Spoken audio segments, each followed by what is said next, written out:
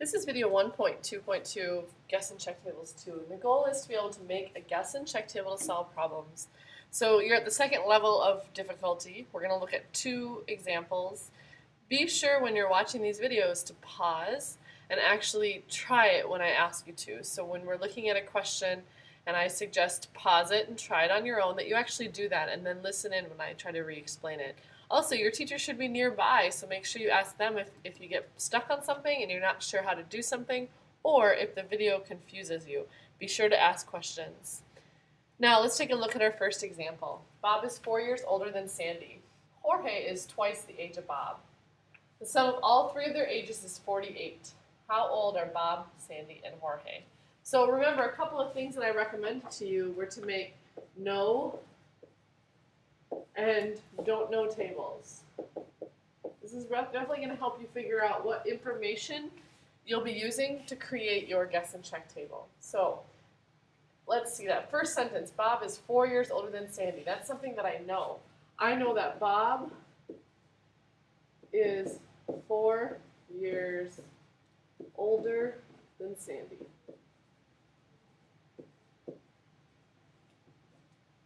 That's one thing that I know. The next sentence, Jorge is twice the age of Bob. So that's my next thing that I know. Jorge is twice Bob's age. When I look at the third sentence, the sum of all three of their ages is 48. So the sum of ages is 48. Those are three things that I know. And those three things that I know I'm going to use to help me figure out what I don't know. Because the ultimate thing is the question, how old are they? That is what I don't know. I don't know Bob, Sandy, or Jorge's ages. So this kind of will guide me now into deciding what I'm going to put in my guess and check table. So I'm going to shrink that just a little so we can see it, but not have it dominate our screen. So remember, when you make a guess and check table, you're going to start with a table that you don't know how big it's going to be. So we're just going to make one column. And remember, you always start with a guess, and we'll end with a check. So let's see, what are we going to guess? We always guess one of our don't knows. So take a look back over here. We're guessing one of these three people. But it's sometimes really important to decide carefully who you're going to guess. So what I notice here is I notice a couple of relationships. I'm looking for those people's names. I like this one right here. So let's see. Jorge is twice Bob's age. That's pretty easy. Hopefully that makes you realize twice means multiply by 2. So Jorge is twice Bob's age. So if I know Bob, I can figure out Jorge. So let's guess Bob, for that matter. Let's just throw Bob in here. And remember, pick any number. So I'm just going to pick 10. So I'm guessing Bob, and then next I'm going to figure out Jorge. And so it's not a guess anymore. You're actually going to find Jorge. So I look at what I know, and this box right here is definitely what tells me about Jorge. Jorge is twice Bob's age. So the rule that I'm going to use is I'm going to times Bob by 2. So 10 times 2, Jorge must be 20. So Bob is 10, Jorge is 20. Now, the next thing I'm going to use is the information about Sandy, because I've already figured out. So remember, your goal is to find Bob, Jorge, and Sandy. I already found Bob by guessing. I found Jorge by using Bob. Now I have to find Sandy, because that's the next thing you'll always do is find your other ones. So I'm going to find all my don't knows right away. So now I'm going to find Sandy.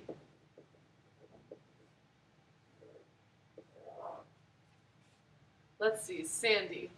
Looking back at what we know about Sandy is that Sandy, hold on,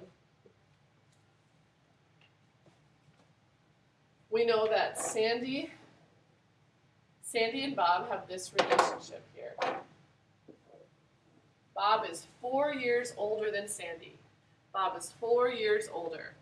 So most students will quickly add 4 and be done with it. But carefully read that. Bob is 4 years older than Sandy. So Bob is the older one. So I don't want to add 4. I actually want to subtract 4. That's how I'm going to get Sandy. And remember, I subtracted 4 from 10, so look carefully at that here. I subtracted 4 from 10 because 10 is how old Bob is. That's really important that you're careful there. So this one, well, the rule will always be subtract 4 because Bob is 4 years older, so I have to go down to find Sandy. So take a look at what we've used. We've used that Bob is 4 years older. We've used that Jorge is twice Bob's age. We've already found all of our don't knows, so we've got those taken care of. What we have to do now is check if our answers are right. So we check by checking if the sum of the ages is 48. So we're going to check the sum is equal to 48.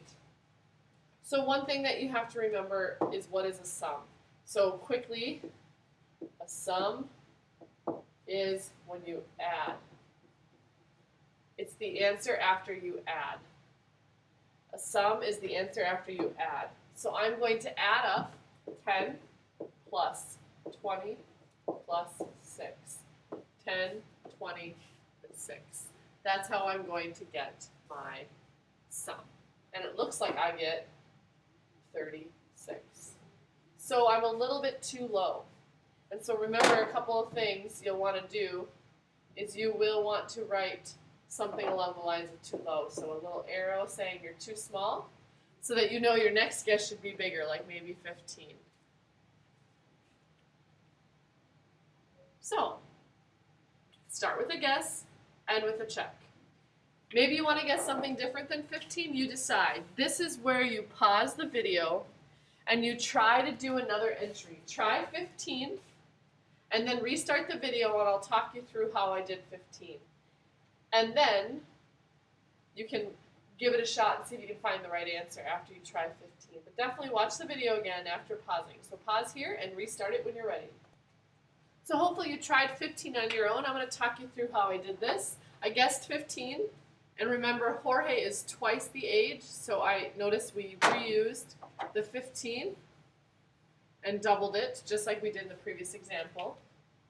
For Sandy, remember, she's 4 years younger because Bob is 4 years older, so I took Bob's age and I subtracted 4. So notice how I used Bob's age in 3 spots. And finally, to check the sum, remember you add the 3 ages. So I added 15 for Bob, 30 for Jorge, and 11 for Sandy. If you did not get 56 when you tried number 15, plugging in 15 for your guess, then you made a mistake somewhere. So definitely ask your teacher if you can't find your mistake. But your next step is to make another guess. So one reminder with guess and check, if one answer is too big and one answer is too small, we go somewhere in the middle. So maybe 12 would be a good place to try. So give 12 a shot and see if that gives you 48. If that's not right, then you make another guess from there. Pause the video, finish this problem, then come back and see if you got the right answer like the video. So hopefully you got the final answer after guessing one more time. If you tried 12, 13 is the correct guess. But don't forget, your final answer should always take the form of a sentence because you have to answer the question. You found the right numbers, but make sure you actually answer the question. Bob is 13, Jorge is 26, and Sandy is 9. So let's look at one more example. You're going to try a couple more steps on your own. So definitely you'll be pausing the video as you go, and I'll talk you through what I did, but you're definitely going to be trying things on your own as you go. So here's the problem. Eric made $40. He makes $2 per hour doing laundry and $5 per hour mowing lawn. Altogether, he worked 14 hours. How many hours did he mow, and how many did he do laundry? So we have this problem with Eric.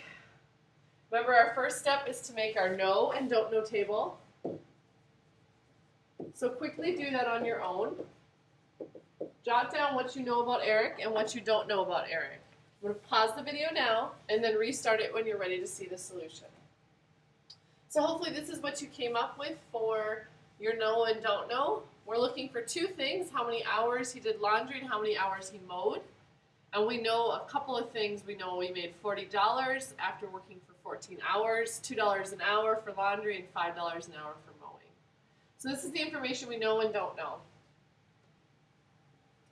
So with that, remember, you start your table, your guess and check table. So it's always going to be an unknown size right now. And we always start with a guess, and we'll end with a check. So we're going to make a guess on one of our don't knows. Okay? It looks like we know about the same amount of information about laundry and mowing. We always look at that. It looks like we know about the same amount of information, so it will not matter. So let's just pick one together. Let's guess the number of laundry hours. So you're going to guess the number of laundry hours. Okay? And let's say, keep in mind the answer, that the 14 hours of working all together, so guessing 20 would probably be silly. Maybe you guess right in the middle. Maybe we guess 7. So we use what we know to make a kind of a good guess. We don't want to guess a really big number or too small either. So we're going to guess 7 hours of laundry. Okay? Take a look at, remember what we're doing. We always guess one, and then we find the next right away. So you're going to find the mowing hours right away. Always find your next one. So I'm going to pause the video now, and I want you to see if you can figure out how to find the number of hours he mowed. Pause the video, and then check back when you're ready. So you should have noticed that you're going to use this information here, that he worked 14 hours. So if he worked 14 hours altogether, 14 hours, take away the 7 that he worked doing laundry, and we get 7 hours mowing. So that's going to help me find the number of hours mowing. So now I'm on the route to checking my answer. I've already figured out my 2 don't knows. I've already checked these off my list. So now I'm going to start to think about how to check my answer. I've used the 14 hours working, so I have to think about how to use this money. He made $40, $2 an hour for laundry, and $5 an hour for mowing. So I need to figure out if that's right. So a couple of things I'm going to put in my table. I'm going to think about, okay, how much money did he make doing laundry? Because he worked 7 hours, and it's $2 an hour for laundry. So I'm going to do 7 times 2, and that'll give me $14. Then I'm going to do the same thing for mowing. So the money for mowing. But in this case, mowing is $5 an hour, and so I'm going to do 7 times 5. He made $35 doing mowing. Of course, my final thing is to check my answer. And to check my answer, I'm going to use that last piece of information that I haven't used yet, that he made $40 altogether. I've got $15 doing laundry and $35 doing the mowing. So altogether, so I'm checking for $40. It looks like I'm going to be over. I'm at 49. So my guess is too big. So try another guess and see what you get. Maybe you just try 8, because we're so close to the right answer with 49. So try 8. See if you can repeat the process. Think about why we did what we did as you go. Pause the video here, and then hit play when you want to see the solution. So if you tried 8, hopefully you noticed that your answer got closer, but it's still too high. If you had tried 6, you would have noticed your answer would have gotten even bigger. It probably was 52 if you would have tried 6 hours for laundry. But keep guessing. I'm not going to give you the answer here. Keep guessing until you get it. If you get stuck, ask your teacher. But just a note on what you should be doing after you finish this problem. Yesterday you got a worksheet on guess and check practice. Today what you're going to do is continue working on that worksheet. Your goal is to try and create guess and check tables for 5, 6, 7, and 8. So get started, use your time wisely, ask your teacher if you get stuck, but you're working on these next 4 problems from that worksheet. And be sure to ask questions. You can work with your neighbor, but you should be using your time wisely. When you get stuck, you definitely need to ask. So good luck, and remember to start with a guess and end with a guess and end